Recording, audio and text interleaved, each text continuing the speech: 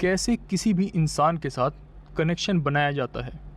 किसी के साथ एक सिंसियर, जेन्युइन, इमोशनल कनेक्शन बनाने की एबिलिटी तुम्हारी ज़िंदगी को ऑलमोस्ट किसी भी और स्किल से ज़्यादा ओपन कर सकती है। दुनिया लोगों से भरी पड़ी है और अगर तुम इन लोगों के साथ इमोशनल कनेक्शन बना पाना सीख जाते हो तो तुम्हारी लाइफ ज़्यादा इंटरेस्टिंग, ज़्यादा रिवॉर्डिंग और ज़्यादा एक्साइटिंग बन जाएगी। एक ऐसी लाइफ जिसमें पोटेंशियल फ्रेंड्स होंगे, पार्टनर्स होंगे, लवर्स होंगे। सच में ये लाइफ की मास्टर स्किल है और आज मैं तुम्हें बताऊंगा कि ये कैसे किया जाता है। लेकिन उससे पहले एपिसोड को लाइक कर सकते हो। तो अगर जो मैं यहाँ बोल रहा हूँ तुम्हें पसंद आ रहा है तो सुनते रहो। अब सवाल ये है, किसी भी इंसान के साथ इमोशनल कनेक्शन कैसे बनाया जाता है? इसका जवाब बेसिक लेवल पर एम्पैथी है। लेकिन प्रॉब्लम ये है कि ज़्यादातर लोग एम्पैथी को समझते ही नहीं, इसलिए मुझे इस पॉइंट पर थोड़ा टाइम स्पेंड करना पड़ेगा। अक्सर लोग सोचते हैं कि एम्पैथी का मतलब होता है खुद को दूसरे इंसान की जगह रखना और इमेजिन करना कि उस सिचुएशन में तुम कैसा फील करोगे। सुनने में रीज़नेबल लगता है ना? लेकिन दिक्कत ये है कि ये एक्चुअली काम नहीं करता। और ये काम क्यों नहीं करता? क्योंकि एक ही स्टिमुलस अलग अलग लोगों में बिल्कुल अलग इमोशनल रिएक्शंस क्रिएट कर सकता है। वही स्टिमुलस एक ही इंसान में अलग अलग वक्त पर भी completely different emotional reaction create कर सकता है। एक स्टेटमेंट किसी को हंस कर लोटपोट कर देगी और वही स्टेटमेंट किसी दूसरे इंसान को ऑफेंड और फ्यूरियस बना देगी। इसलिए खुद को किसी और की सिचुएशन में रखकर ये सोचना कि तुम कैसा फील करोगे इमोशनल कनेक्शन बनाने के लिए अक्सर काम नहीं करता, बल्कि कई बार ये लोगों को और ज़्यादा एलियनेटेड और जज फील करवाता है। मैं तुम्हें एक प्रैक्टिकल एग्जांपल से समझाता हूँ। मान लो तुम एक रोते हुए बच्चे के पास पहुँचते हो और वो बच्चा इसलिए अपसेट है क्योंकि उसका फेवरेट टॉय टूट गया।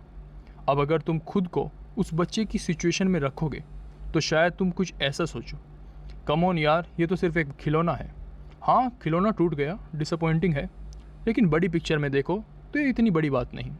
कोई मरा नहीं, कोई चोट नहीं लगी, ये इतना महंगा भी नहीं है। दुनिया में और भी बहुत खिलौने हैं, शायद रिपेयर भी हो सकता है।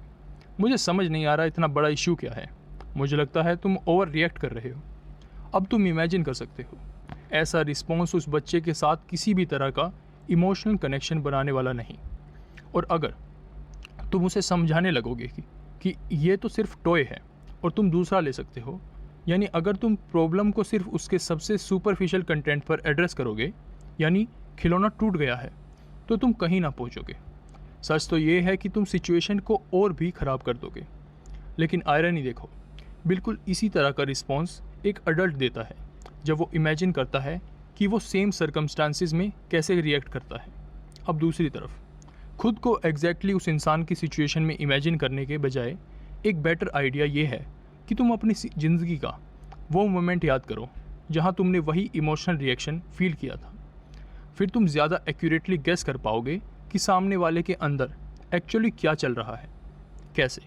इमोशन से सर्कमस्टांसिस तक पीछे जाकर, ना कि सर्कमस्टांसिस से इमोशन तक आकर। इन केसेस में तुम खुद से पूछ सकते हो, मेरी लाइफ में लास्ट टाइम ऐसा क्या हुआ था जब मैं बेइंतहा रो रहा था? ओह, वो तब हुआ था जब मेरी माँ की डेथ हुई थी। और मैं इतना अपसेट क्यों था? क्योंकि मुझे लगा था कि मैंने हमेशा के लिए किसी बहुत प्रीशियस चीज़ को खो दिया। अब यहाँ असल में हो क्या रहा है? एक लेवल पर बच्चा एक टूटे हुए टॉय के लिए रो रहा है, लेकिन एक और डीपर और ज़्यादा यूनिवर्सल लेवल पर वो इसलिए रो रहा है क्योंकि उसने कुछ ऐसा खो दिया जिससे वो प्यार करता था।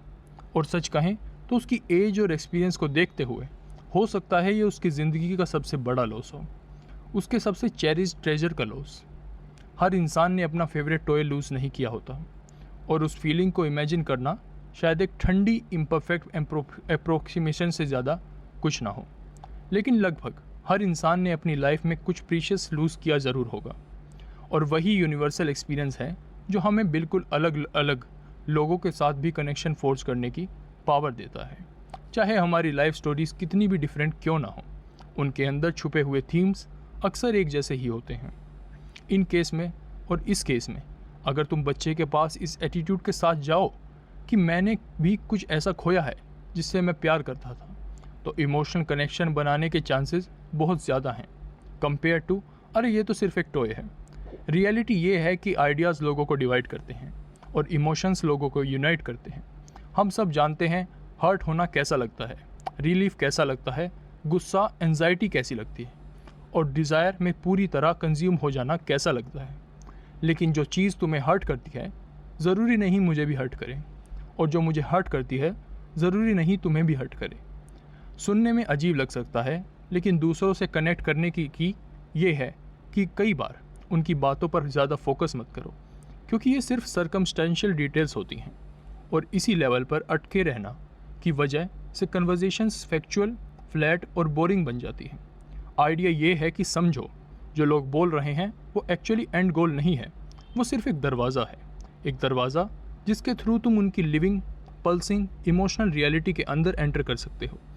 अगर तुम उस रियलिटी को अपने अंदर एक्सेस कर पाओ और उस अंडरस्टैंडिंग के साथ सामने वाले के पास जाओ, तब तुम सच में एम्पैथेटिक हो। और अगर तुम ये करने में सक्सेसफुल हो गए तो तुम प्रैक्टिकली किसी भी इंसान के साथ एक रियल इमोशनल कनेक्शन फोर्ज कर सकते हो। तुम्हारा क्या सोचना है? Does it make sense to you? As always, thank you for listening.